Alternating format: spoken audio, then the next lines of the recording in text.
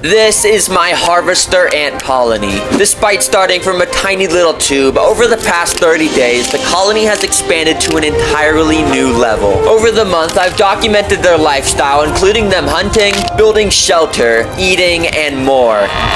I even introduced special predators and prey in order to simulate real-world scenarios in the wild. To understand how this all started, we gotta go back to day one, where my entire colony was confined to a single tube.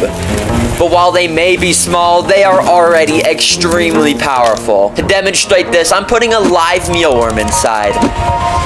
The colony immediately went into defense mode, and the workers swarmed the worm. While half of the ants used their mandibles to crush the worm's exoskeleton, the other half gathered around the queen and larvae to protect them from the potential threats. Using their stingers, they injected a potent venom into the worm to paralyze it. The mealworm stood no chance, and its only purpose now was to serve as food for my colony over the next few days. But I could tell the colony was getting way too big for this tiny tube, and they were even trying to break their way out. So I figured now is a good time to expand them into a bigger home. This is a hybrid nest, and it's gonna be their new home. So I connected vinyl tubing, and soon enough, one of the ants started to walk towards the new nest. After discovering it, she traveled back to her home to tell the rest of the colony about the newfound land. And slowly, over the rest of the day, everyone moved into the nest. I let the colony get used to their new home for a few days, but by day 6, I was bored of just looking at the ants in a plastic net. I built up the substrate starting with a drainage layer, and then I added in a mix. I finally added in rocks, wood, and cacti to make it, a desert. The desert was complete, so I connected the ants with another vinyl tube, and quickly a couple workers ventured into the uncharted territory. In order to give a reason for the colony to explore further into this desert, I sprinkled some of their favorite food around the habitat, dandelion seeds. And let's just say those seeds made the ants start swarming into the desert, and everyone was doing their part to take food back to the queen.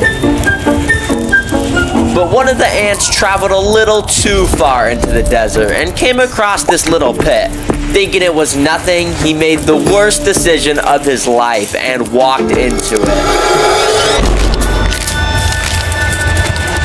Something was attacking, and the ant could do nothing about it. You see, earlier that day, I had placed antlion larvae into the desert. These guys create little holes in the sand and wait for an unlucky ant like this guy to stumble in. But this ant wasn't going to die without a fight and grabbed on with his mandibles. The antlion was actually losing and didn't even have a grip on the ant. But the antlion was smarter and used his ability to burrow and pulled the ant under the sand, never to be seen again. While the ants liked the desert, they had to be careful to avoid the deadly predators. Anyways, I wanted to add a desert-themed prey into this habitat to give the ants a solid protein source. So let me introduce you to Mexican jumping beans. These guys may just look like giant seeds, but in reality, they move.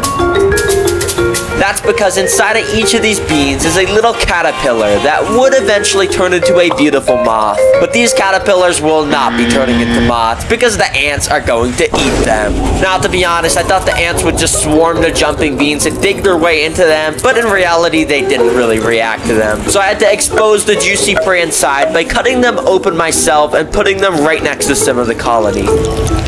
And well, it's safe to say that the ants enjoyed the soft membrane caterpillars that they could split in half with their mandibles. Okay, that's actually pretty brutal if I'm being honest. The colony slowly started to build up their food supply at their home base with seeds and the caterpillars. And of course, the excess food led the queen to start laying more and more eggs. And after only a few days, the colony's population was getting ready to boom. Honestly, it's a little complicated on how I built it, so I'm just gonna show you these sped up clips. And there we go. I'm gonna first fill up this rainforest with some Kentucky bluegrass seeds. And then I've also got some flightless fruit flies for the ants to get even more food.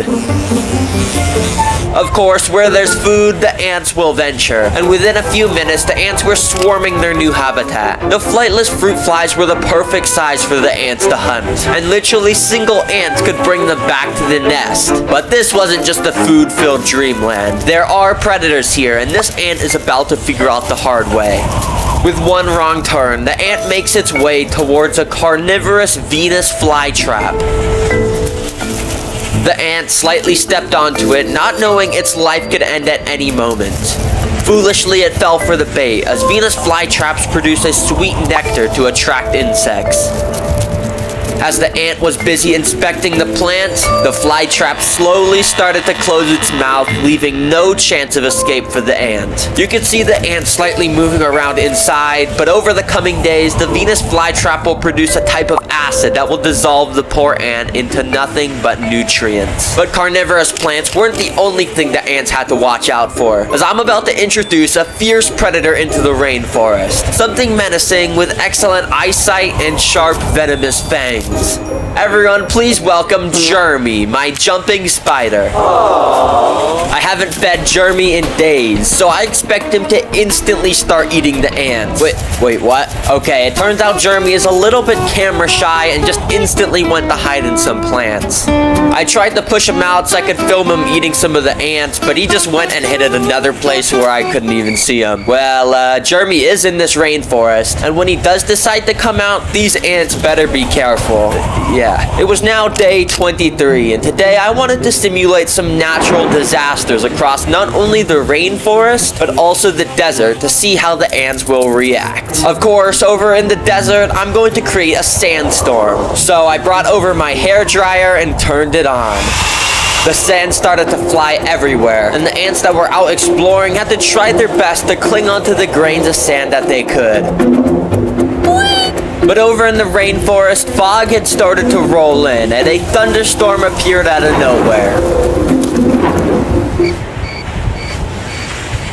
This rain will play a vital role in making sure the ant colony has enough water to sustain their entire colony. It was nearing the end of the 30-day simulation, and today, on day 28, I wanted to see how the ants would respond to an intruder in their home nest. The intruder I'm gonna put in the nest is this dubia roach. So I removed the glass and put the roach in. Immediately, it crawled down to the bottom of the nest where there were no ants. Now, to be honest, I thought the ants would instantly start swarming the roach, but it took a few minutes before even the first ant had contact with it. The ant got super scared and fell on his back, but the roach was just as scared, and it ran all the way to the exit of the nest. He then crawled out into the desert outworld, never to be seen again. Thankfully, the queen was left unharmed, and the colony got to live another day. Over the past 30 days, the ants went from a tiny tube to a thriving nest with multiple ecosystems. Although some of the ants were lost to predators, the survivors were able to prosper until day 30. By the way, this is only